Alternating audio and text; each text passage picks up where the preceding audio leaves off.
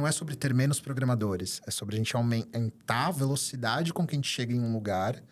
E isso vai desbloquear que antes o que era impossível vai se tornar possível.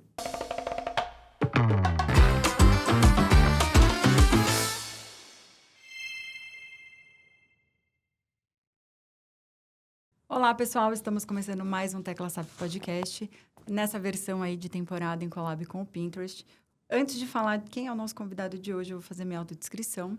Sou uma mulher branca, de 1,76 m. Estou com cabelos castanhos, com um pouquinho de luzes. Estou vestindo uma malha preta, uma calça com brilho um pouco dourado e uma bota preta. Agora sim, falando dele, que é nosso convidado de hoje. Head de mídia do Grupo Soma, o maior conglomerado de moda do Brasil, com passagens por empresas nacionais e multinacionais nos segmentos de cosmético, publicidade, tecnologia e marketing digital. Reconhecido como um dos 50 profissionais de métricas e analytics pelo Métrica Boss, Rafael Pena lidera equipes de alta performance com foco em inovação, transformação digital, expansão internacional e diferenciação de marcas no universo fashion. Seja muito bem-vindo, Rafa, Tecla SAP. Obrigado pelo convite. Vou me autodescrever, então, para começar. Sou Rafa, sou um homem branco de 1,73 de altura. Eu tô vestindo um blusão branco meio bege, tô com uma calça de alfataria preta e um tênis, um Retro Runner, que eu tô amando esse momento da volta desses tênis. E é isso. Muito bom. A gente também está aqui hoje com a Rebeca Rocha, que ela é Lead Client Partner aqui no Pinterest. Vai ajudar a gente aqui, porque ela é especialista em tendências, comportamento do consumidor, né? Bem-vinda também, Rebeca. Obrigada. Quero que você faça a autodescrição também para a gente começar o papo. Bom, eu sou a Rebeca, tenho 1,53 m, sou bem baixinha. Tenho cabelos pretos, minha pele é parda, estou vestindo uma blusa de lã clarinha, creme e uma saia preta. Maravilha. Rafa, você já atuou em diversos segmentos, né? Liderando aí mídia em maiores grupos. Como é liderar no maior grupo de moda do país? Pô, é muito legal. Primeiro porque é um desafio diferente de outras indústrias e outras categorias que eu toquei. Eu sou apaixonado por moda, então estou muito feliz desde que eu cheguei no grupo de poder trabalhar tão profundo no segmento. Mas é muito legal também pela dificuldade de portfólio, que é muito diferente do restante. Então, trabalhei com Samsung, trabalhei no Grupo Boticário, onde você tem um portfólio muito mais estável e constante.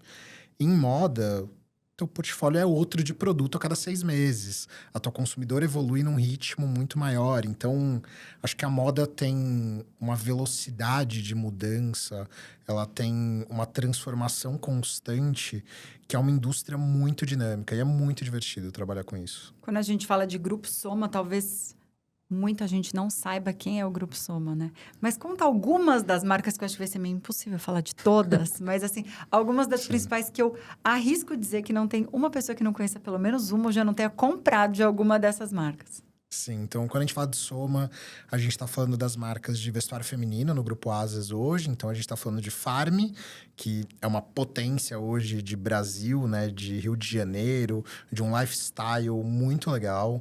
É uma marca incrível, que marca o Brasil pelas suas estampas, pelo seu estilo super único. A gente tem Animale, que tem uma marca super importante, uma marca que tem mais de 20 anos, uma marca que tem peças icônicas, que nem as jaquetas de couro da Animale, que são super icônicas. A gente tem vestidos incríveis, então a gente tem uma diversidade de estilos ali dentro muito legal. Uma marca muito única, com uma propriedade muito bacana. A gente tem Maria Filó, que tem uma marca super legal. A gente tem Off Premium, que é o nosso outlet, que a gente tem tanto as nossas marcas quanto outras marcas.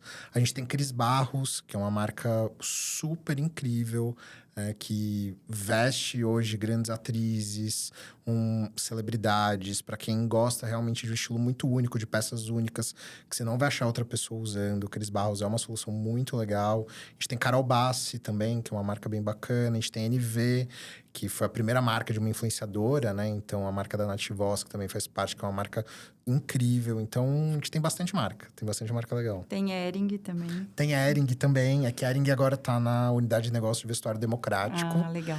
Então, tá um pouquinho mais distante dentro do grupo, mas ainda faz muito sentido e tá muito próximo. A gente tem reserva também no Grupo Asas. A gente tem aí unidade de negócio de calçados, né? Que a gente tem Arezzo, a gente tem Schutz. Então, hoje, ao todo, são mais de 25 marcas que a gente tem no Grupo Asas como um todo. Só dele falar todas as marcas, a gente acaba o podcast, né? Tá bom, então, obrigada. É quase isso. Mas, Rafa, me fala uma coisa. Na sua opinião, o que tem mudado no mercado de moda e de mídia nos últimos anos? Essa é uma pergunta muito complexa, né? A gente poderia ficar 2 horas só falando disso. Mas eu acho que se a gente olhar tanto do que está mudando agora quanto para frente, eu acho que uma das principais mudanças e uma parte divertida que eu tenho visto é um ponto de equilíbrio maior que a gente vai começar a achar entre a parte coração e a parte científica do negócio, né? Então, se a gente olhar o mercado de mídia e de marketing, ele é um mix muito difícil de achar o ponto de equilíbrio entre criatividade, dados, tecnologia. Eu acho que a gente está cada vez mais próximo de achar esse ponto de equilíbrio. Acho que a inteligência artificial, a evolução da tecnologia está chegando num ponto que dado já não é mais tanto uma barreira e começa a ser mais uma solução. E a criatividade também começa a voltar para um lugar de mais importância. Então, acho que o ponto de equilíbrio entre esses dois é imprescindível para o futuro. E não é óbvio, não é fácil de achar. Esse ponto de equilíbrio entre ser data-centric e ao mesmo tempo ser inovador. Acho que juntar essas duas coisas é muito importante. Acho que o que é imprescindível para isso é que tecnologia, dados, é sempre um meio e não um fim. Né? A gente usa essas soluções para a gente chegar a algum lugar de transformação de comportamento, de entender o comportamento do consumidor e apoiar ele nessa jornada. Então, cada vez mais tecnologia e inteligência artificial como ferramenta e não como fim, eu acho que é imprescindível e aí a criatividade volta para um lugar muito importante nessa jornada.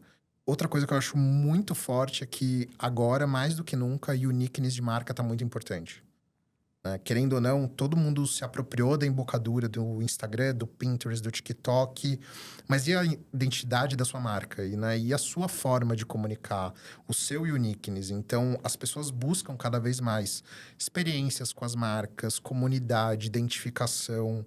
Porque, no fundo, o que elas estão buscando é algo único, algo diferente.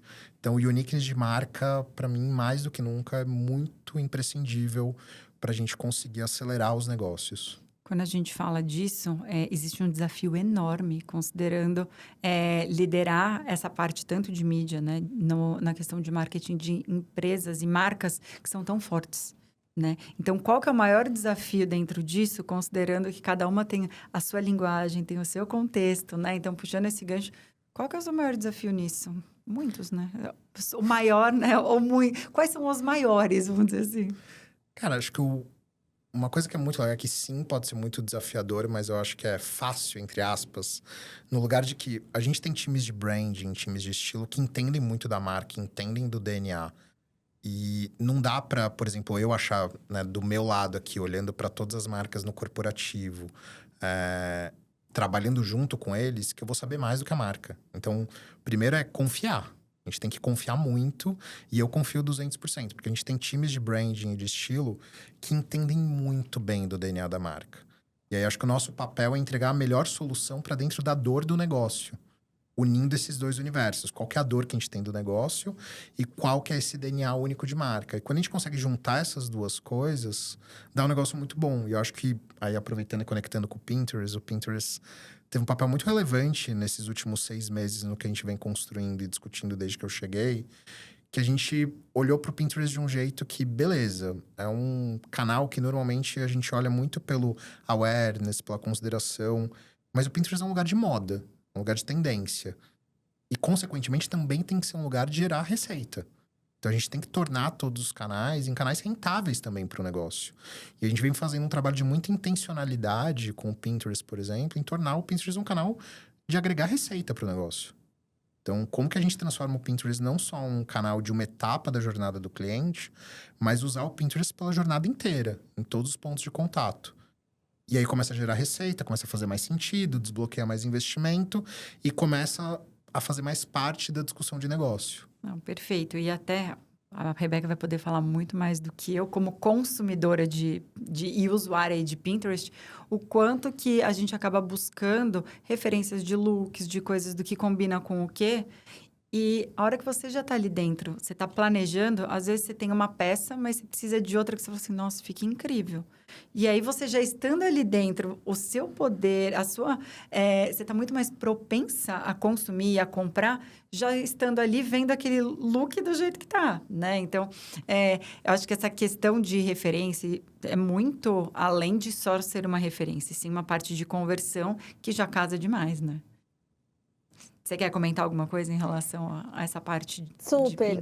Eu acho que a gente, logo no começo da operação, tinha um lugar só inspiracional e de ser uma plataforma onde as pessoas entravam para procurar por um vestido de noiva, a chegada do primeiro filho. Então, eram épocas muito específicas e aí esse usuário não entrava mais, a reforma da casa.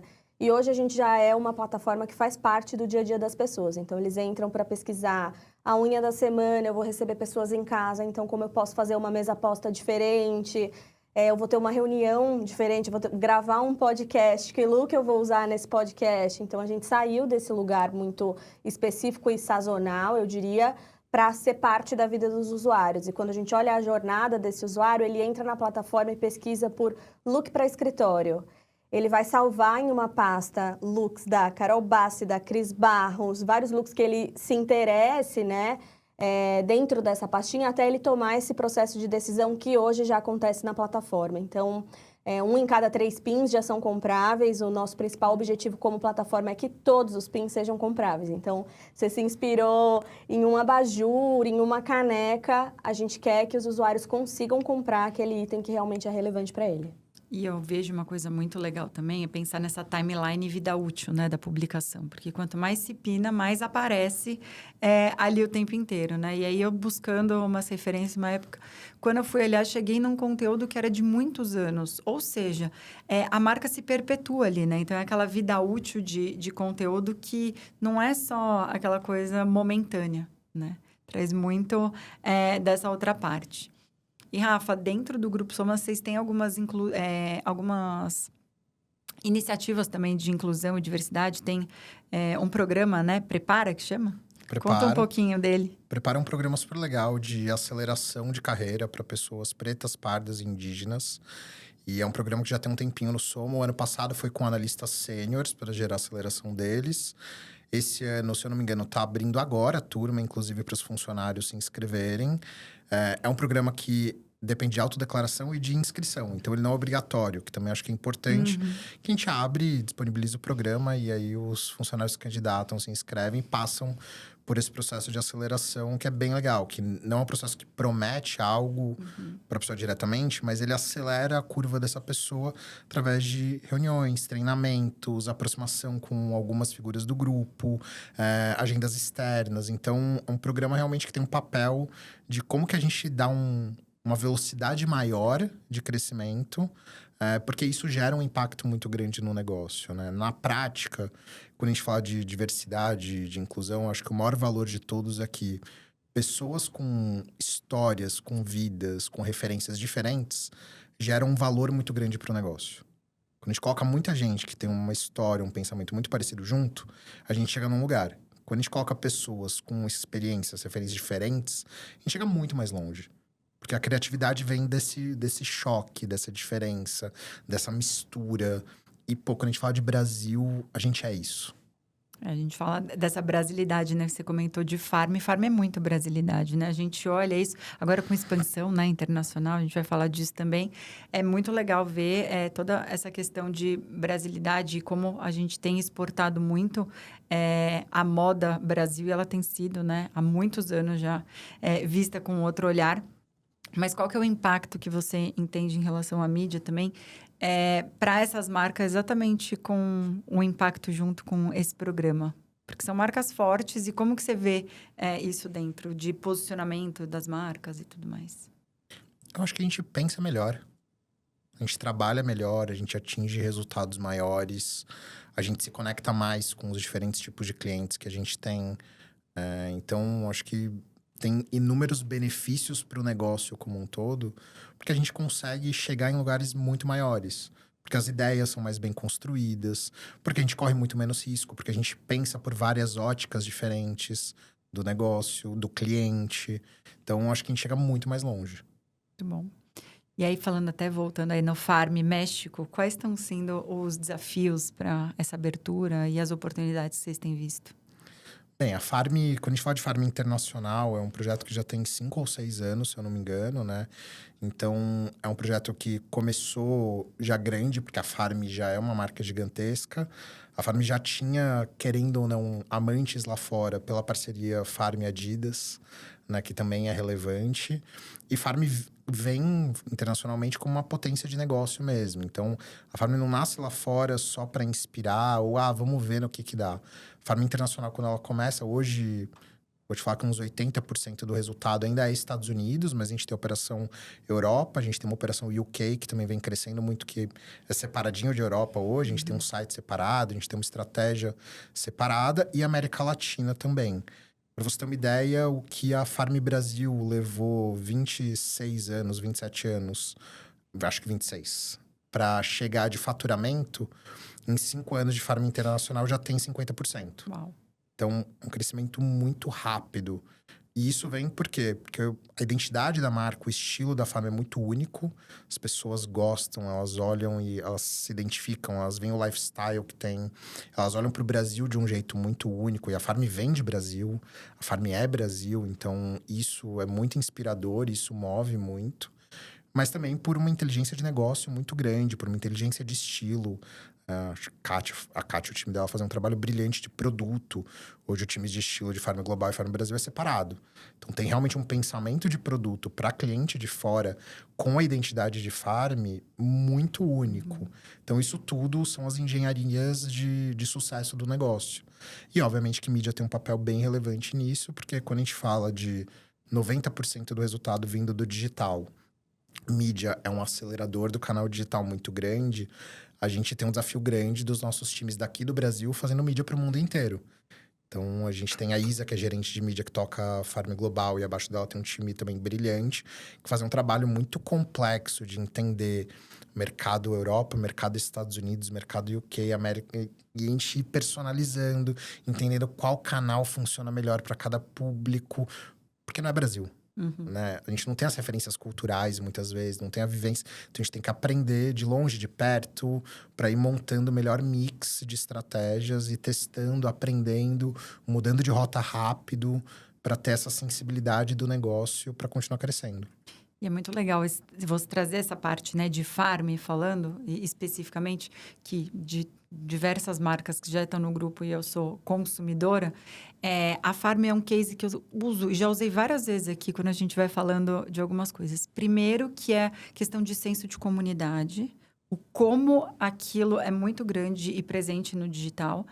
Como vocês fizeram, foi a primeira marca que eu de fato vi colocar as próprias vendedoras como influenciadoras e gerarem os seus perfis, né, nos canais digitais. E aí você olha uma vendedora, você fala, uma vendedora da Farm, 15 mil seguidores, e ela tá lá com um cupom de desconto. Cara, é sensacional pensar nessa questão de crescimento do digital, onde ela coloca um cupom dela, onde já está atrelado a ela. A pessoa, às vezes, não está no Rio de Janeiro, que é onde essa vendedora está, mas usou um cupom que gera para ela também, então, pelo poder de influência dela. Então, eu acho isso fantástico. Primeiro ponto, daí eu quero que você comente alguma coisa disso. E a outra parte é a questão de collabs, né? Você comentou, o da Adidas eu amo, tem algumas coisas também. Mas tem outra também de Havaianas, né? Que vocês fizeram as collabs, também tem. Então, é aquela coisa assim de como você une marcas fortes internacionais, porque a Havaianas também foi uma precursora, né? Que abriu muito. E você consegue trazer um pouco disso já conectando. Então, como que vocês pensam nessas estratégias? O que você vê? Comenta de quem está de dentro, que eu quero escutar um pouquinho. Bom, cara, é muito legal ouvir e viver um universo que se preocupa tanto com todo o ecossistema que a gente tem. E por que eu tô comentando isso? Porque quando a gente olha para o vendedor a código, é muito legal porque que ele foi criado lá atrás, né? Então, assim, primeiro o Marcelo e a Kátia, que é a dupla de fundadores da Farm, são brilhantes. E o Marcelo tem uma preocupação sempre muito grande com todas as pontas do negócio. E quando a gente começa a falar de digital, acho que todas as marcas passaram, ou algumas talvez até ainda passam, por uma dor desse. Você começa a acelerar o canal digital e a loja, e a vendedora. E querendo ou não, o vendedor a código, o projeto vendedor a código, ele nasceu lá atrás para isso, para resolver essa dor que é o digital vai vir roubar minha venda. Não, você faz parte dessa história, você faz parte dessa construção. Você também participa no seu bolso, porque elas são comissionadas igual como se elas vendessem na loja física, só que numa venda online. Então, eu acho que ele é legal por vários motivos. Primeiro, pela preocupação com todos os pontos com todos os pontos do negócio que a gente tem, com todos os nossos stakeholders. Acho que isso já é muito valioso. Segundo, porque é uma inovação que vem de uma dor. E eu adoro falar isso, porque é muito legal que inovação, quando vem de dor, quando vem de alguma dor do negócio, de alguma dor de indicador, ela escala mais rápido, ela resolve, porque ela resolve um problema real. Quando vem a inovação só pela inovação, a ideia só pela ideia, a ideia como fim, não como meio, fica muito mais difícil as coisas. Quando uma ideia ela é um meio de resolver um problema, uma dor maior, ela tem uma aceleração grande, tem uma adesão maior. Então, acho que conecta várias coisas sobre o Soma nesse caso.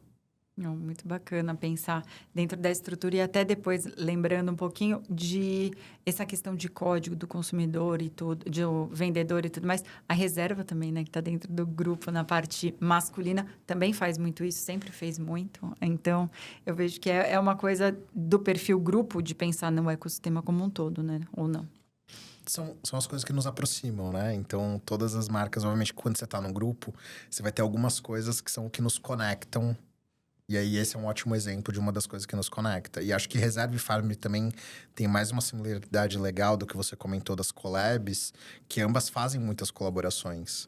Só que em contextos muito diferentes, entendendo o que é importante para o seu cliente, né? Então, quando a gente olha a Farm tem colaboração com a Adidas, tem colaboração com a Havaianas, teve com o Starbucks, tem várias colaborações que acontecem. Quando a gente olha para a Reserva tem colaboração com times de futebol, teve com a Ayrton Senna, que foi um sucesso, né?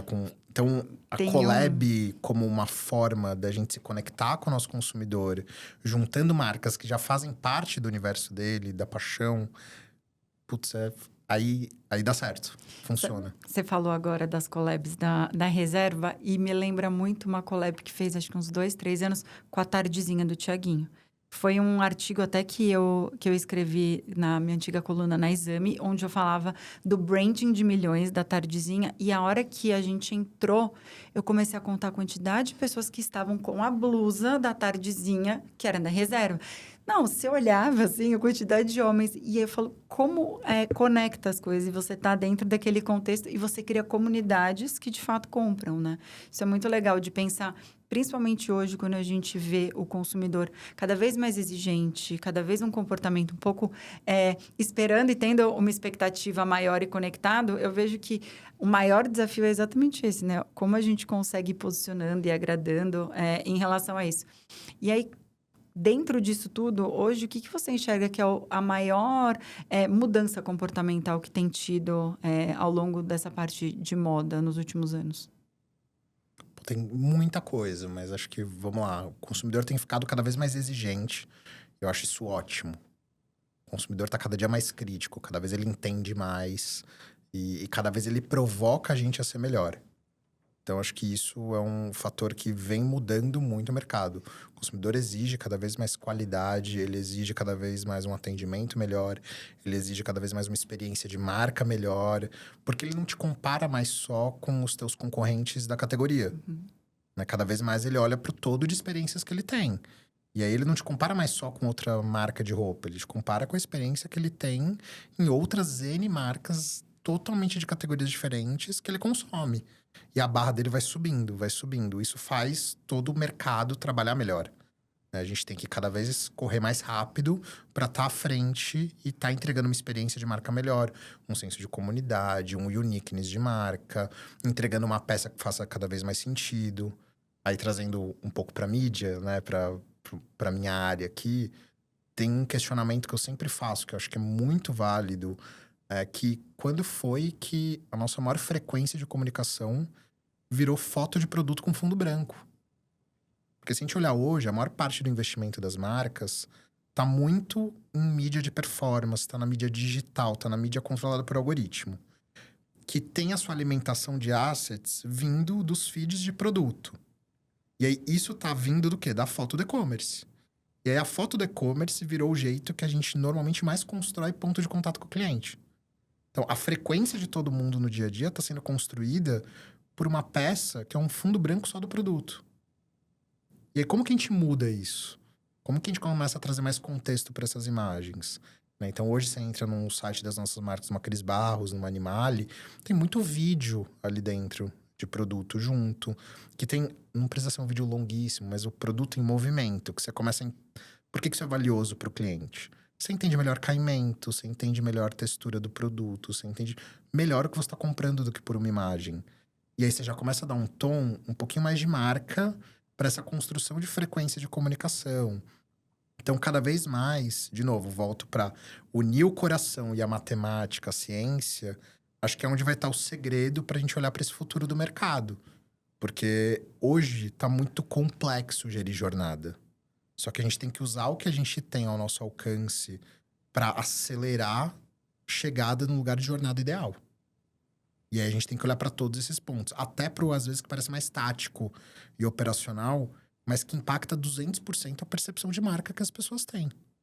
E é muito louco quando a gente pensa que é um catálogo, mas as pessoas não querem mais ver um catálogo, né? Elas querem ir além da parte catálogo. E eu acredito que essa parte mais de experiência de um vídeo, de ver caimento, de ver toda essa parte de textura, faz com que a jornada de compra se reduza. Porque ela já tem um movimento ali diferente de... ela tem mais intenção e ela vai tendo mais certeza que é aquilo que ela quer, né? Então, até a parte, de repente, de taxa de retorno ou de ir até a loja e não ficar com o produto e tudo mais, acaba sendo reduzida. Totalmente. Totalmente. Como que você enxerga hoje como um desafio, né? Para as marcas, para se antecipar a todas essas mudanças do mercado? Olha... Pergunta de milhões, né, Rafa? É assim. Acho que, primeiro, dados, pesquisa e conversar com o cliente. Acho que o ponto de partida para todo mundo é esse, que já é muito complexo, né? Parece fácil, parece rápido, mas não, acho que a gente tem que estar olhando para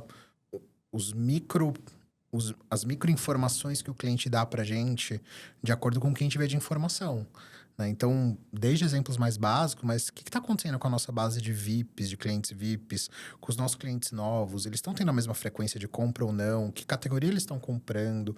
Tudo isso vão dando sinais pra gente de informações de para onde o nosso cliente está indo, como ele está nos percebendo. Fazer pesquisa de marca também é muito importante pra gente entender como ele realmente olha a gente sem ser via uma informação crua, dado cru, puro. Mas tem um terceiro que tem muito valor, que tem que ir pra loja, tem que ver gente, tem que ver cliente, tem que entender o que as pessoas estão falando da marca nas redes sociais. Então, social listening muito bem feito. Então, juntando isso tudo, eu sempre gosto muito daquela forma de falar que as pessoas dão, né? Mas que, cara, como se fosse a gente tá apalpando um elefante. Somos várias pessoas na sala de olho vendado. Se a gente pegar só uma informação e pegar só o rabo do elefante, parece que é uma cobra. Se a gente pegar só a perna, é um tronco. Se todo mundo se falar, cada um tá vendo um pedaço. Então, social listening vê um pedaço do cliente. O que ele pesquisa no Google é outro pedaço. O que ele marca no pin do Pinterest dele é outro pedaço. O que a gente vê no Google Analytics de como ele interage no digital é outro pedaço. Pesquisa é outro pedaço. Conversar com o cliente é outro pedaço. Se a gente juntar isso tudo, a gente forma essa imagem do cliente. E aí a gente começa a entender melhor o cliente. Quanto mais a gente entender o cliente, melhor a gente consegue entender para onde ele vai. Porque a gente vai entender a dor, o que motiva essa mulher, qual que é a dor que ela tem, como que a gente como marca entra nisso. Né? Acho que a gente tem um serviço, um papel como marca de facilitar o dia a dia, de facilitar a jornada, de co-construir com essas pessoas, né? Muito bom isso. E quando você fala dessa parte toda, querendo ou não, é uma promoção de engajamento também, por outro lado, para os consumidores, né? Qual que é a percepção de vocês? Vocês acham que quem engaja mais? Os homens ou as mulheres? Eu acho que eu já sei a resposta, mas, né? Nada como perguntar pra você. Bom, eu acho que cada um engaja da sua forma, no seu momento, né? Assim, vou pegar exemplos aqui muito diferentes, né? Mas quando a gente pega um lançamento de Farm, um lançamento de Cris Barros, de Animale, de algum produto muito icônico, muito forte, cara, esse negócio esgota super rápido, porque a pessoa se conecta, porque a pessoa entende. Quando a gente pega uma reserva com uma collab, que nem a de Ayrton Senna, que também é um negócio vai super rápido e acaba tudo muito rápido. Então, falando de engajamento, de compra, depende, assim, quando é bem feito, quando é bem conectado com o consumidor, engaja nos dois, tanto no homem quanto na mulher. Só tem formas muito diferentes da gente fazer isso. E tem um ponto também no que você está falando, acho que faz todo sentido. Eu achava que era mulher disparado, mas também tem uma questão de o mercado, né, de vestuário masculino tem crescido muito, tem uma expansão Sim. muito grande em relação a isso. Sei lá, 20, 30 anos atrás, era a esposa que comprava roupa, era a mãe. Hoje em dia, homem tem muito mais critério. Eu vejo, assim, dentro do que eu tenho, né, de referências familiares e masculinas e tudo mais. Então, coisas que hoje tem uma outra percepção, eles têm essa coisa de ir, de buscar, de encontrar algo que conecte mais. Então, talvez tenha isso. Como que vocês estão olhando mais esse mercado masculino aí, em relação a isso? Mercado masculino, acho que o time de vestuário masculino ali, de Reserve e Foxton, tem feito um trabalho brilhante de entender para onde esse consumidor vai. Né? E aí, acho que as collabs são um bom exemplo, mas N outras iniciativas de marca que eles vêm fazendo, vêm acelerando muito. Então, até a Reserva não é mais uma marca só, né? A gente tem Reserva, tem Oficina, tem várias marcas ali dentro daquele pool que entregam propostas de valor muito diferentes para cada homem e às vezes para o mesmo homem, mas em momentos diferentes da vida dele, do dia da semana dele. Então, acho que tem um trabalho muito bem feito sendo feito ali entre Reserva e Foxton. E, obviamente, com Hering, gente, gigantesco, assim. Tem um público muito relevante aí, tanto no masculino quanto no feminino, com um vestuário democrático, mas um vestuário democrático de identidade, um vestuário democrático de qualidade, né? Assim, quem nunca usou uma camiseta Hering, por exemplo, de algodão, no Brasil, é um produto de qualidade, de um preço competitivo, com uma loja que tá linda, com uma loja que entrega valor, entrega uma experiência muito legal de compra, que você consegue ter uma experiência que é muito legal, de jornada, né? Você chega ali, você tem peças muito complementares, você consegue montar um look super legal, você consegue montar um look pra semana inteira. Trabalho, final de semana. Para quem às vezes quer só a camiseta para complementar com o look da Reserva ou não, para quem vai comprar tudo na Hering. Então hoje acho que a gente vem fazendo um trabalho dentro do grupo, cada marca dentro da sua proposta de valor, mas que vem saindo um trabalho de sucesso nesse lugar. É muito legal. Você falou duas coisas que acho que são interessantes. Qual é a roupa? Uma camiseta branca Hering. É quase você fala Gillette, né? Então, é aquela coisa assim, a camiseta branca Hering, ela virou uma referência de produto, mesmo não sendo exatamente da marca, né? E até nos bastidores a gente estava falando dessa forma de posicionamento que a Hering fez agora, né? Um pouco diferente de como ela está muito estruturada, mais ainda, né, desse posicionamento dela de o que ela vende, o que é. Então, vai da camiseta básica, mas ela tem outras opções, tem muito isso. Homem, mulher, criança, então tem tudo, né? É a moda onde você consegue comprar para a família inteira, literalmente, né? E de todas as peças, não é só a camiseta. Tem exato. De tudo, gente. Tem de tudo. Não, e olha, visitem a loja, porque eu ainda comentei aqui quando a gente estava falando de como tá bonita, tá diferente esse olhar, essa percepção. Então, assim, realmente tá muito bacana de ver isso. Quando a gente fala de mídia, né, Rafa, que é o seu lado mesmo, que hoje é mais desafiador em termos de conversão?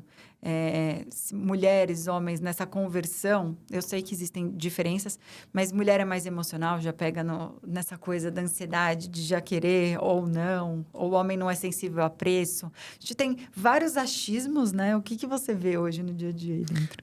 Acho que assim, primeiro, todo cliente é sensível a preço. Né? Todo cliente, e não importa o tamanho da carteira também. Assim, todo mundo vai ter um nível de sensibilidade a preço alta, mas também vai ter uma sensibilidade à qualidade. É sempre uma discussão de custo-benefício. Né? Então, todo mundo gosta de pagar um preço bom, de ter uma promoção, de ter uma oferta, mas também tem muita gente que busca muita qualidade, que vai buscar exclusividade. Então, a gente tem marcas que, por exemplo, tem peças que você não vai ver outra. Então, o Cris Barros é um bom exemplo, né? Quando a gente tem lançamento de coleção, a gente tem N produtos que tem uma quantidade muito, muito baixa. Até produtos que têm no nível de ter uma unidade de cada tamanho. Então, qual que é o valor disso? Para quem vai usar numa noite de gala, numa noite especial, o valor é muito grande de você não achar ninguém com a mesma roupa que você, por exemplo. Por outro lado, a gente tem marcas e produtos onde não, a gente vai ter que entender o momento correto. E aí, desde, até exemplo, variações de temperatura. A gente tá agora em São Paulo, num frio do caramba. Tá todo mundo indo atrás de roupa de frio, muitas vezes. Porque nem todo mundo tá preparado para esse frio. E porque também o guarda-roupa evolui. Você quer outras propostas, você quer ter outras visões. Então, você também vai buscar aquilo muito situacionalmente. Então, no geral, é muito sobre aquela última velha de falar com a pessoa certa, na hora certa, com o produto certo, mas que é zero trivial e óbvio. Zero trivial e óbvio. E como que a gente faz isso na prática, né? Tem um trabalho de fundação básico, mas muito importante, de tecnologia e criativo, que é muito importante. Então, assim, melhorar cada vez mais e refinar as nossas peças. Então, entregar um criativo melhor, com mais qualidade, mais alinhado com o que o cliente espera, é muito relevante. Tecnologia. Gente, tem que arrumar tagueamento de site, feed de produto, nível de estoque. Tem um monte de coisa aqui que tem um impacto em resultado gigante. Hoje os algoritmos funcionam com base em sinal. Se você dá um sinal errado, é pior do que não dar sinal nenhum. Então, arrumar essa fundação também é muito relevante. Aí, quando você faz isso tudo bem, você entra em modelo de gestão. Você tem que ter dashboard de acompanhamento de resultados. Você tem que olhar no nível de veículo, criativo, audiência, campanha, todo dia. E aí vem o trabalho de consistência. O time está olhando todo dia para isso, está olhando para os indicadores. Quais são os indicadores-chave? Como é que está a performance? Tem que mudar a rota. Então, isso é diário. Mídia tem uma sensibilidade, tem um impacto no negócio que é grande. Que eu sempre falo, com mídia normalmente a gente lida com muito dinheiro. 1 dia, 2 dias que vai mal e ninguém olha, ninguém muda a rota, no final vira às vezes 1 semana que a gente perdeu dinheiro. O investimento vira custo. Então tem um nervosismo dos times, que é método de gestão, que é ferramenta, mais processos e pessoas, que é muito relevante. Quando tudo isso está bem resolvido, aí é estratégia. Aí a gente começa a ir para um jogo mais legal, que beleza, como é que a gente planeja? Como é que a gente faz o melhor planejamento de curva diária? Como é que a gente faz o melhor planejamento entre canais? Como é que a gente trabalha a complementaridade dos meios? Como é que a gente trabalha a jornada inteira em cada meio? Né? Então, também isso é uma discussão super polêmica, mas legal, que foi muito do que fez a gente acelerar, por exemplo, esse ano nosso investimento em Pinterest. De Pinterest vai trazer receita. Outros veículos que também muitas vezes são vistos como, não, é para awareness, para consideração. Não, gente, o cliente está lá. A gente tem o produto. Se a gente não está conseguindo fazer vender, é porque alguma coisa a gente ainda não entendeu. E aí, quando a gente entende o que falta, é muito legal. Porque aí a gente entende que, às vezes, é o criativo que tem que melhorar, é o trabalho de fundação, é a gestão de dia a dia, a segmentação. E aí, tudo vai se encaixando e aí o resultado começa a vir. A gente começa a jogar mais dinheiro, começa a jogar mais dinheiro. A gente vai criando escala e a gente vai entendendo essa formulinha do sucesso para cada um. E o que é legal de ter várias marcas é que a gente consegue ter testes diferentes, experiências diferentes rolando e depois trocar aprendizado entre elas. Então, isso acelera a nossa maturidade. E aí, obviamente, que nem tudo é one size fits all, nem tudo vai servir para todo mundo. Mas muitas coisas vão. Muitas boas práticas, muitos aprendizados a gente vai saber usar.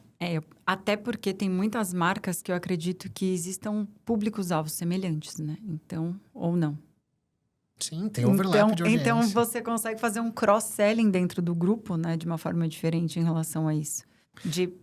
Não digo isso já um cross-selling. É mais complexo e polêmico, mas... Eu digo mais essa questão dos aprendizados, e você consegue fazer, não exatamente um cross-selling, porque são marcas diferentes dentro do grupo, mas com esses cross-aprendizados, cross-learnings, pode ser assim. E aí você consegue trazer exatamente de uma para outra, por ser mesmo público, sensibilidade e tudo mais dentro disso. E você foi tão didático, Rafa, do que você foi falando, do que fazer. Geralmente eu sempre pergunto, né, quando a gente traz especialista de, dá uma dica para empresas ou marcas que estão entrando e querem fazer alguma coisa ou outra. Mas você já deu tanto um passo a passo da jornada. Então, assim, se vocês seguirem aqui do que o Rafa começou a falar aí nos últimos 5 minutos, 10 minutos, assim, a chance de dar certo é bem grande, mesmo você não tendo ainda uma estrutura grande. Você foi super didático dentro disso, arrasou muito. E também tem uma questão que eu vejo, que é a parte emocional, né? Então, assim, as pessoas compram por emoções. Tem até dados falando aí que tem pesquisas 2027 de que as pessoas aí têm um caminho maior aí para a criação de conexões emocionais e tudo mais. Eu já acredito que hoje isso já exista muito, né? Mas como que vocês estão olhando para isso? Marca tem que fazer sentir. tem que fazer sentir. E fazer sentir nem sempre vai fazer todo mundo sentir a mesma coisa. Né? Também, acho que a gente tem marcas muito irreverentes no grupo. E aí, se a gente pega uma Farm, a gente pega de novo uma Reserva, a gente pega essas marcas, elas fazem sentir. Se às vezes você não gosta, é porque não é pra você. E tá tudo bem. Vai ter uma marca pra você que vai te identificar. Mas pra quem sente, é muito especial. Né? Então, quando a gente olha a forma de comunicar, ela tem que impactar o cliente de um jeito que mude, que agregue em você alguma coisinha. Pode ser uma risada, pode ser um choro, pode ser qualquer tipo de emoção, mas tem que emocionar. Né? Voltando até, por exemplo, que eu tava dando antes, quando é que foi propaganda virou, de novo, foto de produto com fundo branco, né? Propaganda não é isso. Propaganda é fazer sentir. E a gente teve até um caso recente, agora bem legal, que a gente fez com a Animale, que foi uma loucura. E eu agradeço muito o time de Animale por ter topado, às vezes, as doideiras, as ideias malucas que a gente tem. Não importa o horário, né? E não importa o quão seja de última hora. Mas a Ju, que é a diretora de marketing de Animale, a gente vinha trocando bastante sobre o que a gente ia fazer no Dia dos Namorados, né? E não era uma data que a Animale trabalhava tanto. E esse ano teve um trabalho super legal, que foi feito pra gente começar a colocar o pé na água nessa frente ali de Dia dos Namorados, que teve um filme com uma influenciadora, foi feita uma campanha ali. E a gente tava trocando, a gente falou, pô, mas a gente tinha que fazer algo mais ainda conectado a esse público que vai presentear. E a gente começou a discutir a dor, né? Qual que é a dor desse público? Vamos lá, quem que vai presentear? Homens e mulheres que têm relações com mulheres que compram ou que têm desejo de comprar Animale. Qual que é a dor dessa pessoa? O que tá acontecendo? Vamos olhar para dado, Bem, fizemos um caos ali em algumas horas e dias indo atrás. E a gente entendeu que, pô, é uma compra de última hora. E é uma compra que é difícil acontecer no digital para um público que gosta de comprar no digital. Por quê? Não vai mais dar tempo de entregar, ninguém entrega um dia antes, e todo mundo deixa para comprar um dia antes. Não adianta. Ainda mais quando a gente fala de um público que em grande parte é masculino, que é pouco planejado, é pouco estruturado para esse tipo de presente, tem um desafio. A gente chegou numa ideia de a gente criar um filme com uma influenciadora que a gente ia rodar na mídia, falando, olha, a gente sabe que você esqueceu de comprar o presente de Dia dos Namorados, que não dá mais tempo, mas dá para você comprar online e retirar na loja. E eu sei que você não sabe o que comprar, então deixa eu te dar algumas dicas. Então, tem isso, tem aquilo, dependendo do estilo, dependendo do que ela gosta. Então, é a mídia e a comunicação, e aí é uma ideia junta, é uma ideia de branding, de mídia, do time de social. Primeiro, a ideia não tem mais dono, que eu acho que essa é a ideia boa, que é quando ela não tem dono, que é quando todo mundo co-construindo. Segundo, ela resolve uma dor real do cliente, e a gente coloca no ar e vê no que dá. Então, pô, um tiro curto, porque é um filme que só faz sentido rodar, né, muito em cima da hora, não faz sentido rodar antes, que é contra-intuitivo, porque tudo que a gente escuta dos algoritmos tem que ter tempo de aprendizado. Mas, cara, faz sentido pro cliente, né? Então, coloca, vamos testar, vamos aprender, vamos ver o que dá de resultado, vamos medir depois. Então, acho que esses exemplos, assim, são legais de como que a gente vai conectando as pontas para fazer sentir. Porque daí, o homem que foi impactado por aquilo, a primeira sensação que ele tem é estranhamento. É, opa, peraí, como é que você sabe? É pra mim. Mas é uma sensação legal, é divertido, é leve de um problema, né? Porque é isso, a gente sabe que esqueceu. É uma dor. Mas a gente vai resolver, vamos junto. Quem recebeu o Animale e ele acertou, saiba que tem estratégia. Pode ser. Pode ser que tenha tido alguém que deixou pra última hora. Acho que muitos, né? E eu acho, Rafa, que é legal você trazer isso de assim, tem o tempo de aprendizagem, né? Das campanhas e tudo mais. Só que existe um trabalho prévio de entender o mercado, entender o comportamento de quem compraria e entender o momento certo de você entrar com aquela campanha para esse público. Então, existe um tempo de aprendizado com outras campanhas que vocês rodaram e com esse público que é o masculino ou feminino que vai fazer essa compra de última hora e que aí é muito assertivo para entrar com uma campanha dessa, já considerando o aprendizado prévio de outras, né? Eu vejo que é muito bem sacado e fora do óbvio. Sim. Porque tem uma coisa que é muito legal na mídia, que às vezes a gente esquece, porque muitas vezes as pessoas são tomadas pelo dia a dia, mas mídia tem uma potência de poder ajudar a responder hipóteses do negócio muito grande. Porque a gente consegue controlar o ambiente, a gente consegue controlar o grupo de impacto, a gente consegue testar. Então, cara, se tem uma hipótese do negócio, se tem uma dúvida, vamos usar a mídia para responder? né? Mídia tem um papel muito relevante de entregar o resultado do negócio, de entregar o impacto de marca, tem tudo isso. Mas também tem uma possibilidade de ser um playground de aprendizado para a gente responder perguntas que a gente tem, que as outras áreas têm, que o negócio tem. E ser preditivo também, né? Em tendências, personalizar a experiência. Porque eu acho que essa personalização foi super, né? De assim, opa, é comigo isso. Acho que é para mim. É aí mesmo que eu vou, porque é onde vai facilitar a minha vida também. Total. Muito bom. Me fala um pouquinho em relação às iniciativas que vocês têm também de economia circular, dessa parte de sustentabilidade, que a gente sabe que agrega muito, ainda mais nesse mercado. Qual que é o maior ganho que você percebe pensando em marketing e comunicação nisso? A Animalia, a gente tem uma iniciativa bem legal nesse lugar, que normalmente a gente fala bastante disso no final do ano, mas que é um projeto bacana que a gente tem de Animalia, onde você pode levar a sua roupa, que vira um crédito para você fazer uma compra. Eu acho que cada marca tem o seu propósito de marca. E aí cada marca tem que se conectar dentro do que faz sentido para ela e como verdade, né? Então, juntando até conversas que a gente teve aqui, a gente falou de diversidade e inclusão, agora falando de economia circular, a Animalia tem um projeto bem legal sustentado nisso, que é o Animalia Vintage. Cada marca vai ter a sua verdade e nem todas as marcas vão fazer tudo o tempo inteiro. Por que eu tô falando isso? Porque uma coisa que me preocupa às vezes é quando todas essas agendas vão virar caixinhas que tem que dar check. E que aí é feito superficialmente. E lembra que eu falei que o cliente está ficando mais exigente? O cliente percebe e o cliente vai cobrar. Então, quando é verdade para a marca, tem que ser feito e tem que ser all-in. Tem que ir fundo no jogo e fazer de verdade. E aí, por exemplo, a Animalia aposta muito nisso. Então, o Animalia Vintage é um projeto que já tem um bom tempo. Então, você consegue ir lá, levar a tua roupa que você não está mais usando para trocar por crédito para comprar uma outra roupa. E essa roupa vai ser vendida ou vai ser doada, depende do estado, da qualidade da roupa, etc. Então, esse tipo de iniciativa, para uma marca como a Animalia, faz muito sentido, mas não vai fazer para todas. Então, e por quê? Porque se a gente tentar dar check em todas as caixinhas, vai ser superficial. Então, acho que tem que vir como verdade. E aí a gente tem que fazer de verdade. E aí esse exemplo é bom, acho que é um exemplo bem bacana de uma marca que faz isso com consistência há anos e muito bem feito. Bom. Rafa, conta uns cases, vai. Eu adorei esse último que você acabou falando, porque realmente é legal a gente ver. Você falou de farms, falou de reservas, falou desse outro agora, da Animalia Dia dos Namorados. Me fala algum outro case icônico aí de vocês. Pô, acho que tem tanta coisa legal sendo construída e eu tô há 6 meses no grupo, né? E eu tô apaixonado por tudo que a gente vem fazendo e também pelas histórias do que a gente já fez até aqui, que eu pude contar algumas. Vou contar mais um, vou contar um caso bem legal e que eu achei bem interessante quando eu cheguei, que eu cheguei logo pós Black Friday. Então, eu cheguei na segunda-feira depois da Black Friday. Que é um jeito maluco de chegar, né? Porque ainda tá com resquício, todo mundo vendo a ressaca da Black Friday.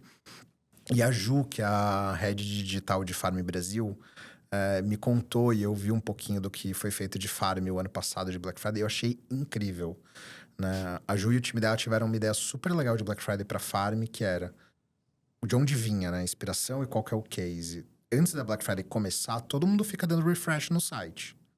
No app, fica todo mundo ali, quero ver o preço. E em especial Farm, que é uma marca de muito desejo, o que a pessoa quer às vezes esgota rápido. Então tem aquela loucura do quero comprar, eu tenho já meu carrinho pronto. Refresh. Ali. Cara, eles criaram um jogo pra pessoa ficar jogando no site, um joguinho, enquanto esperava.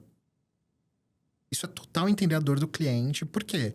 Pô, é chato, você tá ali dando refresh sem parar, você não tem experiência de marca ali rolando, você tá só frito esperando o preço baixar. Entrega uma experiência enquanto isso. Criaram um joguinho para cliente ter o que fazer, para gastar o tempo dela, para ela poder se entreter enquanto isso. O melhor resultado acabou, desligou o joguinho, abriu o desconto, foi o melhor resultado histórico, assim, de curto prazo, porque você engajou a pessoa. A pessoa não perdeu esse tempo de, às vezes, porque ela tá dando refresh em vários sites. Não tá mais, agora você tá aqui, concentrado aqui, vem com a gente. Então você ganha atenção.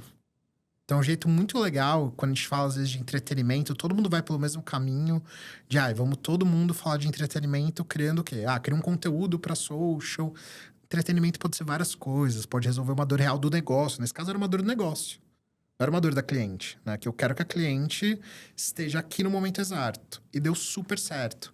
Então, esse acho que é mais um caso legal. Teve um impacto em receita gigantesco. Gigantesco. De mais um casezinho bacana aí do grupo que o time fez. E, de novo, é experiência, é negócio, é digital, mas é bem 360. E a gente vive muito na economia da atenção, né? Esse scroll rápido que a gente tem, os 3 segundos, 5 segundos que você consegue de fato prender a atenção de alguém ali, faz toda a diferença. Né? Então, você deixar a pessoa retida ali para fazer isso, a conversão acaba vindo incrível. Total. Que bom que eu perguntei mais um case, né, Rafa? E outra é o resultado de receita que a gente vem tendo com o Pinterest esse ano. Né? Então, assim, o ano passado versus esse ano, a gente deve dobrar pelo menos o investimento, né? Sim, quase triplicar. Quase triplicar o investimento no Pinterest versus o ano passado. E muito disso porque a gente colocou o Pinterest num lugar também de gerador de receita. Então, não só de um canal de topo de funil, como a galera fala, mas também de fundo, de jornada inteira. E esse trabalho começou na Off Premium. Começou com o Bernardo, que é um dos nossos analistas, fazendo um trabalho muito intencional de Pinterest, de como transformar Pinterest num canal de receita. Então, sobre segmentação, sobre criativo, sobre tomada de decisão correta, sobre quando investir, quando não, arrumar tagueamento. Tudo isso foi um trabalho muito bem construído, que virou um casezinho pra gente replicar. E a gente foi replicando. Marca a marca, vamos fazer. Vamos ver onde a gente consegue fazer igual. A gente vai construindo isso e vem trazendo resultado. E a gente vai acelerando investimento. A gente começa a se falar mais, a gente tem mais ideia. E aí vira um motor de sucesso, né? Porque você já conseguiu tirar da frente a parte mais difícil. Sair da inércia, que é, beleza, dá resultado? Dá. Quando começa a dar resultado e começa a ganhar escala, você começa a investir mais, você começa a ter mais ideia, você começa a envolver mais gente, você começa a ter mais atenção para aquilo. E aí só dá mais certo. E vira uma conta de juros composto. Vai melhorando cada vez mais ao longo do tempo. E é um pouco do que a gente está construindo. Ainda temos muita coisa para acelerar, ainda temos muita oportunidade, mas acho que a gente está num caminho muito bom.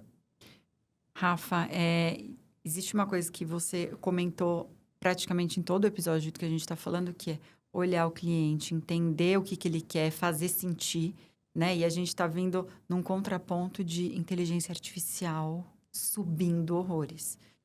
E aí, como vocês enxergam isso hoje dentro do grupo? E como que vocês têm usado a inteligência a favor de vocês, sem perder essa parte sensível?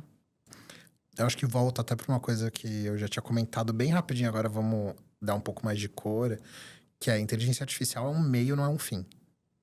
Né? Então, se a gente parar para discutir inteligência artificial como fim, tá errado, na minha visão. Né? Onde é que a gente usa inteligência artificial? Não, quais problemas a gente tem. E aí, a inteligência artificial é uma ferramenta de acelerar a resolução de problemas. Né? Então, tem vários casos no grupo, e acho que no nosso dia a dia de mídia, que é legal comentar. Então, desde no estilo, que é o core do negócio, né? Então, quando a gente olha para a Farm hoje, o nosso maior negócio, e que é um negócio que dentro da marca tem estampa como muito fundamental para a construção. Hoje, a inteligência artificial tem um papel lá de ajudar a acelerar o processo de coloração das estampas. Por quê? Às vezes uma pessoa levava X tempo para fazer, hoje ela faz mais rápido. Por que é importante? Porque, de novo, não é um fim, é um meio e ainda tá na mão da pessoa de estilo. A pessoa de estilo tá controlando, tá decidindo. Então, ela tá usando essa ferramenta como um acelerador para onde ela quer chegar. No nosso dia a dia, por exemplo, muitas vezes para fazer uma análise de dado, pra gente construir um caso, pra gente... Até, gente, para fazer um PPT, você tem um texto, já uma estrutura, um pensamento, usa a inteligência artificial para acelerar o teu dia a dia. Né? Eu gosto muito de uma frase, tem um CEO de uma empresa gringa que ele falou, acho que faz uns 2 meses que eu vi no Twitter, que eu me conecto muito com esse jeito que ele trouxe, que é a inteligência artificial, ela vai acelerar a gente, ela vai aumentar a produtividade. Então, né, ele estava falando de desenvolvedores, programadores, que eles vão programar 10 vezes mais rápido do que eles programavam no passado. Mas que não é sobre ter menos programadores, é sobre a gente aumentar a velocidade com que a gente chega em um lugar. E isso vai desbloquear que antes o que era impossível vai se tornar possível. E então, até democratizar, né? Exato. É muito nesse lugar que a gente tem discutido, assim, como que a inteligência artificial torna algumas análises que a gente ia fazer, que antes eram impossíveis e complexas, mais rápidas. Então, hoje eu passo a conseguir discutir alguns temas que eram muito mais complexos de maneira mais simples. Exemplo bobo também. A gente construiu o meu time do corporativo criou uma ferramenta que é uma calculadora de significância estatística de teste AB para mídia. Bobeira, assim, é um Excel, coisa Mas que simples. específico, né? Mas muito específico, por quê? Porque às vezes o que a gente mais faz na mídia é teste. Esse teste é válido ou não? É sempre tem alguém que questiona o teste, já viu? Ah, mas não sei se eu confio. Relevância estatística responde isso. A construção disso foi um dia do analista do time fazendo. Por quê? Porque ele também usa inteligência artificial para acelerar como ele constrói isso no Excel. Ele faz mais rápido. Ele não é um matemático e estatístico, mas ele tem uma base muito boa de matemática e estatística. Quando junta com isso, ele chega do outro lado mais rápido. Então, acho que tem o valor no operacional, no tático, na estratégia, nas coisas grandes, nas pequenas. É um pouco, para mim, como quando a internet surgiu. Né? A internet é uma ferramenta, ela não é um fim. Né? Então, a gente tem que aprender a tornar a inteligência artificial parte do nosso dia a dia. E ela não é o fim, mas ela é um meio de aceleração. Sem dúvida, né? Vão existir pessoas no começo e no fim para refinar tudo isso também, né? Total. E no meio do processo também. Uma coisa que a gente tem visto muito, né, nos últimos tempos, quais são os limites éticos, né, do uso da IA também em relação a isso? Então, para garantir também tanto a parte de criatividade, a Dani Dantas da WGSN veio, estreou a temporada, essa aqui, e aí ela falou assim que daqui a pouco, pelas tendências e tudo mais, no começo a gente tinha assim, vídeo gerado 100% por inteligência artificial, e daqui a pouco a gente vai ter o inverso, né? Vai ter assim, um vídeo desenvolvido 100% por um ser humano. Então, onde a gente chega nesse limite ético e esse equilíbrio que a gente faz? Acho que primeiro transparência, né? Que é ter esses avisos já é o básico. A gente discutia isso há anos atrás, a gente tinha a mesma discussão sobre público e influenciadores.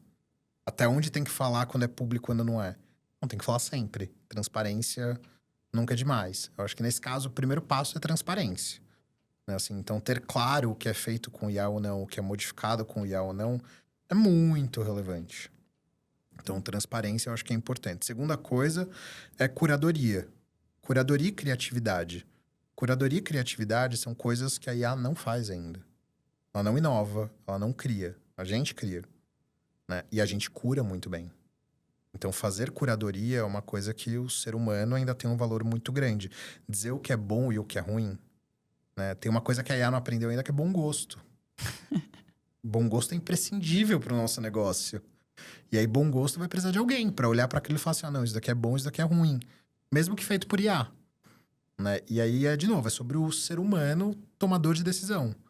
Eu ainda vejo com muita dificuldade a IA como tomadora de decisão.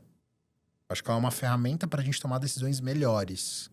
Mas eu ainda tenho dificuldade de ver casos reais, aplicados e práticos de tomada de decisão.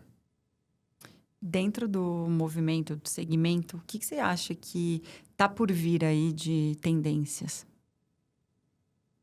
Boa, acho que a gente falou de várias coisas ao longo do caminho. Eu acho que o nosso mercado ele é muito cíclico.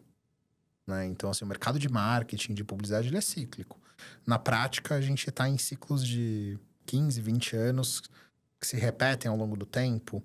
E eu acho que a gente está muito nesse momento da identificação da comunidade, que você comentou, que eu comentei, do uniqueness de marca, dessa junção de dados e de criatividade.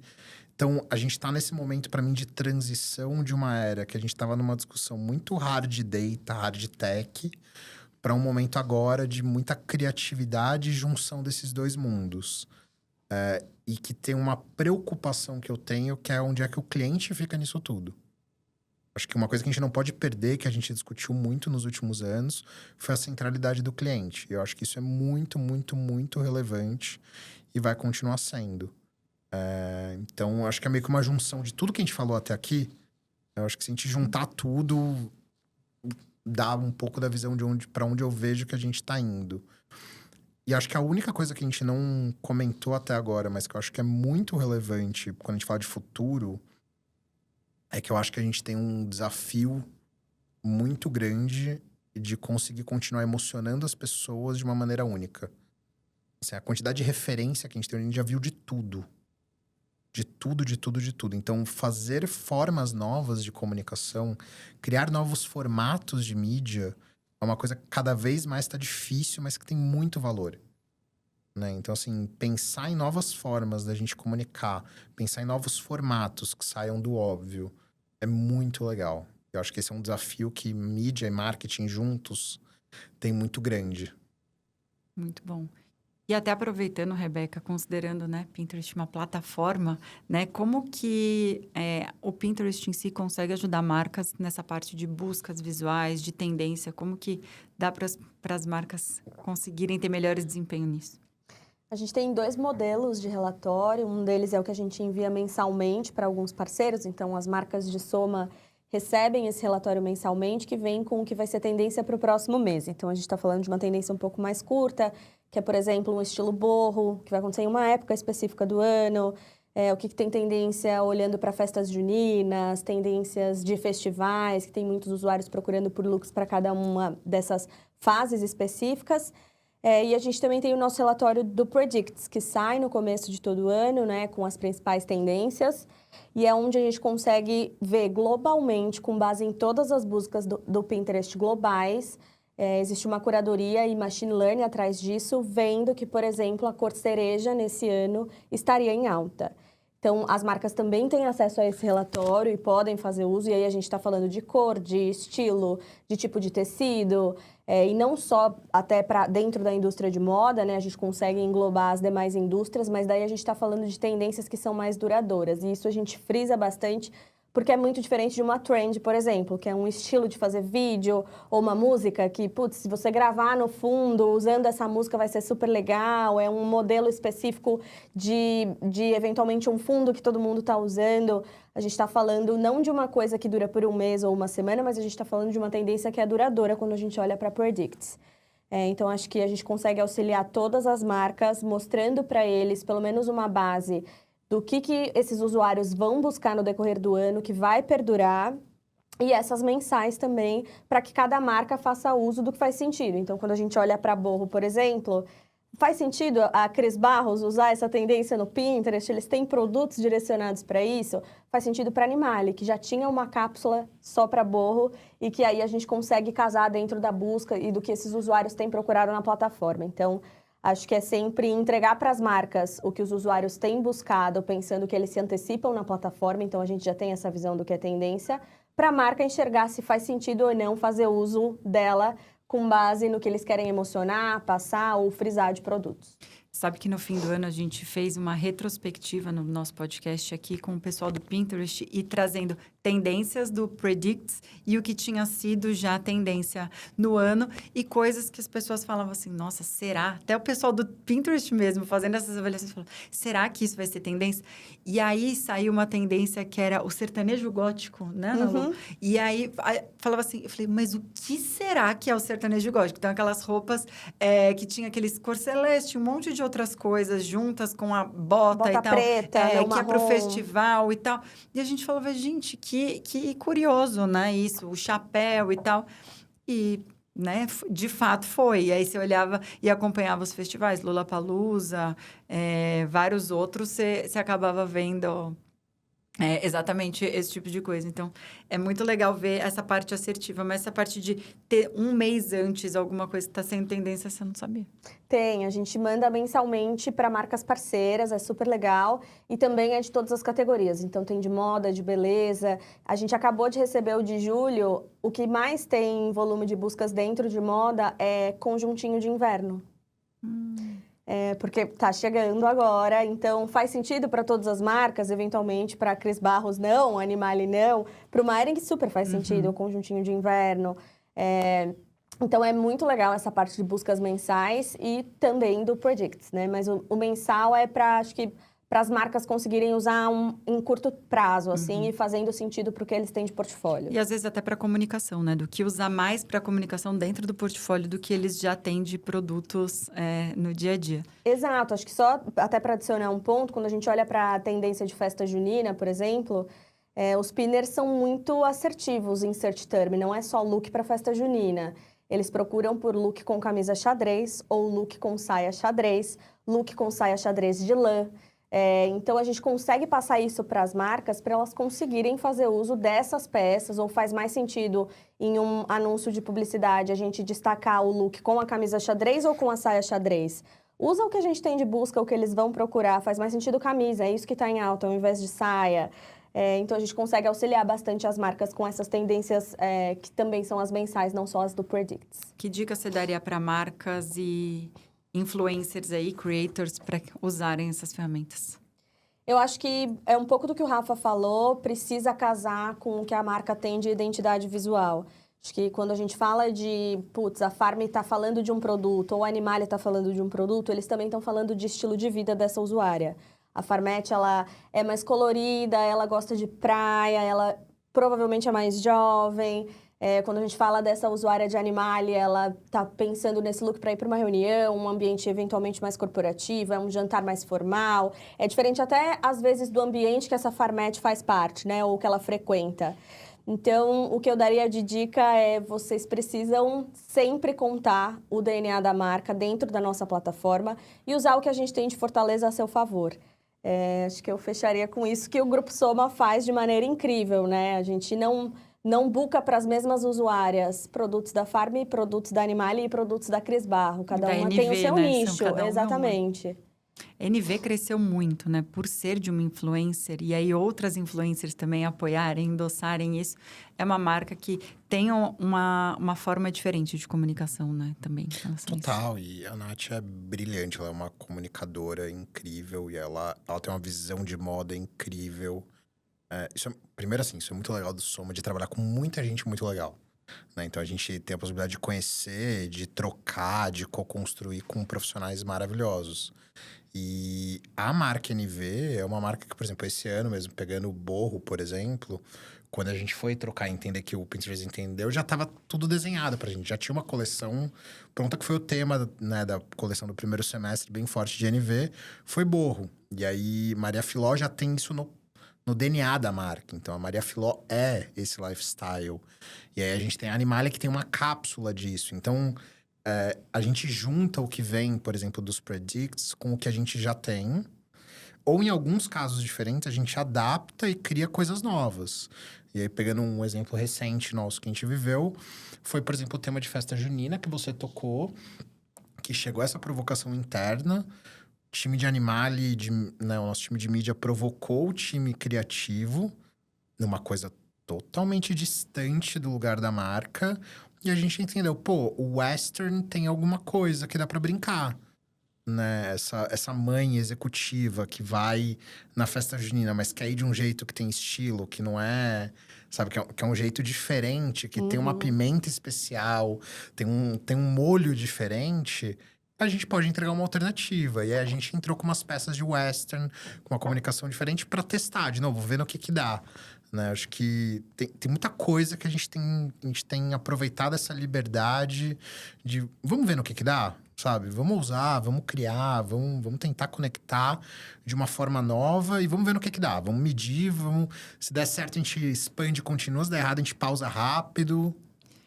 E faz super sentido, porque eu procurei no Pinterest como ir na festa junina do meu filho, porque eu tinha um casaco xadrez, e eu falei assim, gente, eu vou todo ano com esse casaco, né? E aí eu tinha uma outra peça de xadrez que eu achei, e eu falei assim, como que coloca, mas sem parecer aquela coisa, né?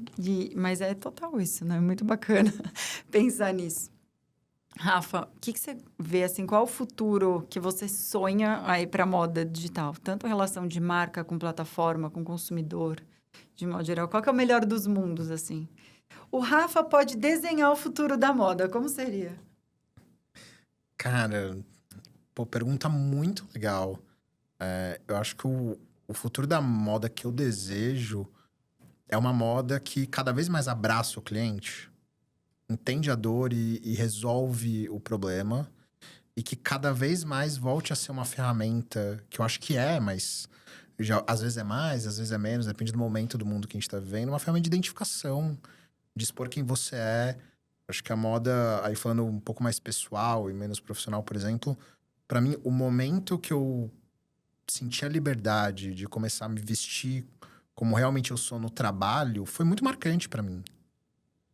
ter que sair da máscara, que muitas vezes a gente passa por um momento, ainda mais no início de carreira, onde a gente tenta se encaixar numa caixinha, que não necessariamente não é a nossa, a gente tenta ali encaixar numa tribo. Quando a gente sente a liberdade de ser nós mesmos, a moda é uma expressão pessoal muito potente, né? Então, acho que a moda continuar nesse lugar, mas ser cada vez mais. Eu acho que a moda como essa expressão única, cada vez mais autoral, cada vez mais personalizável, cada vez mais única para cada um, e que se conecte com cada ambiente, com cada comunidade, cada vez mais forte, que faça parte de cultura de um jeito cada vez mais próprio, né? Que a gente lute menos contra como cliente e como marca. Porque às vezes tem essa luta, né? De para quem eu quero que compre, quem realmente compra. Cara, não vamos lutar, vamos abraçar isso tudo, sabe? Entende quem é o teu cliente de verdade, não só com quem você quer falar, porque também tem muitas vezes essa diferença nas marcas de para quem eu quero vender, em quem compra. Cara, vamos ser mais livre, sabe? Para se conectar realmente nesse lugar, porque eu acho que isso tem uma potência de transformar o consumidor, de dar cada vez mais força para cliente, que é muito grande. Que papo incrível. Eu acho que é isso mesmo, essa democratização. E você poder ser quem você é, independente do lugar, né? Poder se vestir dessa forma. Eu acho que é uma tendência que a gente tem melhorado muito nos últimos anos, né? Eu lembro que quando eu comecei a trabalhar, eu tinha que ir de calça social e sapato, coisa que eu tinha que comprar, sabe? Sendo estagiário, você não tinha nem dinheiro, né? O que você ganhava, daí você ainda tinha que comprar uma roupa que era condizente com o ambiente. Então, é um negócio assim que hoje a gente consegue melhorar isso. Rafa, chega um momento que a gente tem o nosso ícone aqui, que é o nosso megafone. E aí, é aquele momento que você já perguntou... Eu já perguntei como você gostaria que fosse o mundo da moda. Mas se a sua mensagem pudesse chegar para o mundo, uma mensagem única sua, qual que ela seria? Eu vou te dar o nosso megafone para você deixar essa sua mensagem e depois assinar para a gente. A gente só não liga ele, tá? Porque... Tá bom. Pra gente não causar barulho gigante no estúdio. E nem estourar o tímpano pessoal, né? Com o microfone. Mas, pô, acho que a mensagem principal que eu deixaria...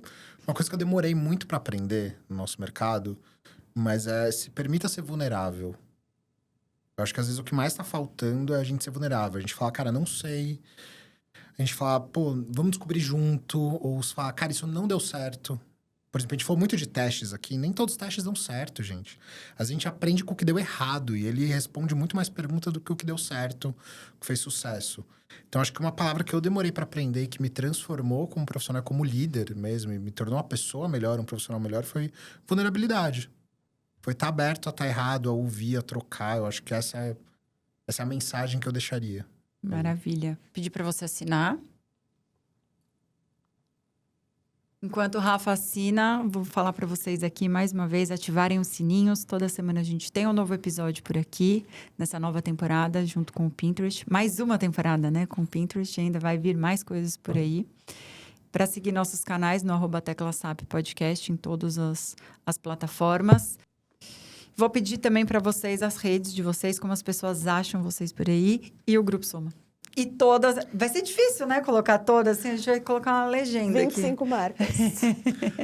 Bem, sobre as nossas marcas, se você pesquisar no Instagram, no Google, no Pinterest, no YouTube, em quase todas as redes sociais, você vai achar muito conteúdo, você vai achar os perfis, você vai achar os sites.